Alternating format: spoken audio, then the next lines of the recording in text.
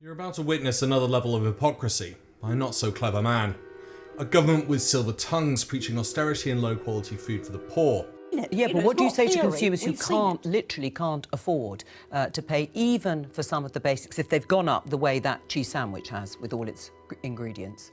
Well, then you don't do the cheese sandwich. So I invite you personally to come to Ashfield, look at our food bank, how it works, and I think you'll see firsthand that there's not this massive use for food banks in this country. We've got generation after generation who cannot cook properly, they can't cook a meal from scratch. Baked beans, Heinz baked beans, say the price has shot up at that and people say, oh, this tin has gone up by 50% or whatever, buy the Tesco value one. Whilst their actions speak a different language. And Mr. Cleverly of Braintree has gaslit his way to unfathomable heights in the twisted dance of greed and disdain. Join us and welcome to the gaslighting. That's right, James Cleverly, this waste of space, is currently travelling around Latin America and the Caribbean in this private jet, worth about 40 million. And wait till you hear about how much that plane is charging per hour. Cleverly is literally pulling off a scene from Casablanca. Unfortunately, along with these unhappy refugees, the scum of Europe has gravitated to Casablanca. Some of them have been waiting years for a visa. I beg of you, monsieur, watch yourself. Be on guard. This place is full of vultures everywhere. Everywhere. Thank you very much. Not at all. Au revoir, monsieur. Au revoir, madame. Au revoir. Amusing little fellow. Waiter. Oh, how silly of me. Oh, dear. I left my wallet in the hotel. Oh. It gets worse because that plane is actually in this TV show, Succession. And it makes you wonder, did Cleverly think, well, if we get this, it'll make us look like we're really rich and able to show off our power? Because that is the only conclusion I can come up with as to why you would get one of the most expensive planes in the world to travel around the Caribbean and Latin America in a cost of living crisis. And as for the cost, well, you can look at the interior. This is what James is travelling around in right now, and it currently costs £12,000 an hour. And as of this recording, it's claimed that he's now travelled 20 hours, giving you a grand total cost of about £250,000. Labour Party MP and Shadow Foreign Secretary said this. But it beggars belief that, at a time when British families are running out of ways to make ends meet, James Cleverly thought it was appropriate to conduct this tour in the kind of luxury jet used by billionaires and pop stars, with British taxpayers footing the bill.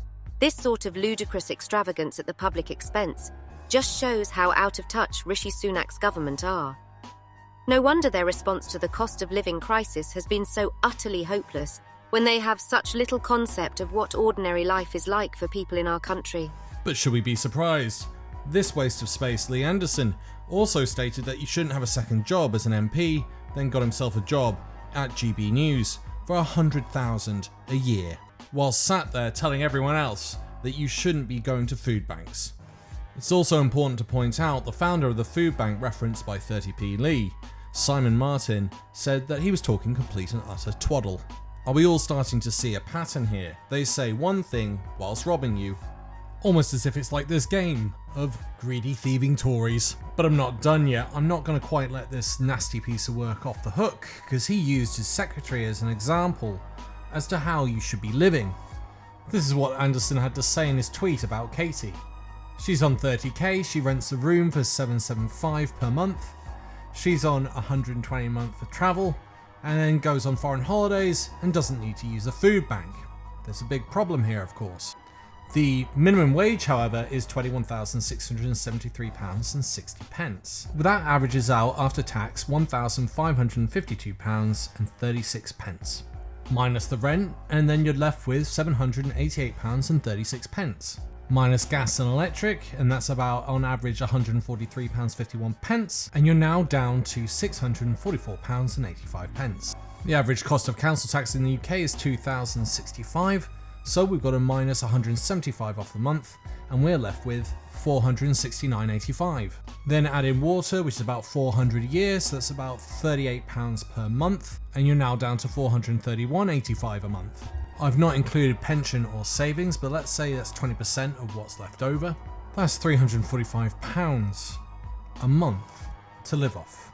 And that's got to pay for food, cars, internet, phone, clothing, and anything that might go wrong. So for example, if you need to get your laptop repaired or even pay for a prescription. All this goes to show is that Lee Anderson is out of touch and frankly an idiot. If you're new to the channel, be sure to click the like and subscribe button. If we go back to 2018, this man, Philip Alden from Australia, a lawyer who works for the United Nations, came to Britain and had this to say: poverty was rising in the UK and it was reaching concerning levels. Alden pointed out that despite being one of the wealthiest nations, millions of people in the UK were living in poverty. He criticised austerity measures. The report itself argued that government policies, including cutting social welfare, had disproportionately affected the poor and worsened poverty levels. The welfare system was also brought up. Alston raised concerns, particularly on the rollout of universal credit. He stated that the system had caused severe hardship for many individuals and families, citing issues such as delays in receiving benefits, sanctions, and inadequate support. The report highlighted the increase in homelessness in the UK. It criticised policies related to housing, including budget cuts to social housing, and suggested that homelessness had been exacerbated as a result. Finally, he brought up inequality in social rights, stating that there was growing inequality in the UK, noting disparities in income, wealth, and opportunities. He argued that the government's focus on physical discipline had come at the expense of social rights and urged a more comprehensive approach to address the inequality. As you can tell, it's now 4 years later, and the government pretty much ignored everything that the UN had to say and critique about the UK. UNICEF, the UN agency responsible for providing humanitarian aid to children, is having to feed working class kids in the UK. I think it's a real scandal that UNICEF should be playing politics in this way, when it is meant to be looking after people in the poorest, the most deprived countries in the world, where people are starving, where there are famines and where there are civil wars, and they make cheap political points of this kind, giving, I think, £25,000 to one council. It is a political stunt of the lowest order. Let's listen to what the kids who live in poverty have to say. I was really worried that we weren't going to get any food and we was going to die. The cupboards are sometimes empty and we've been struggling a bit to get food, and we've been struggling quite a lot actually. Sometimes it's just not enough, so it must be really hard for her, because she has to go work her butt off and she still doesn't have any money. We try not to eat a lot in one day, even though most of us are really hungry. We have to be careful with our food. At the food place, because we don't have a lot of money, we always go there to get a bit more food. I think I want people with more money to understand what it's like with less money. I want them to understand that it's difficult. People with more money can help people with less money, so because we're all equal and stuff.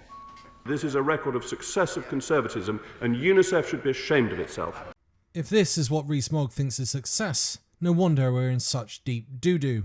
Here's what a representative of UNICEF had to say about Mogg's comments. Well, I would say we're not a political organisation, we're a child rights organisation.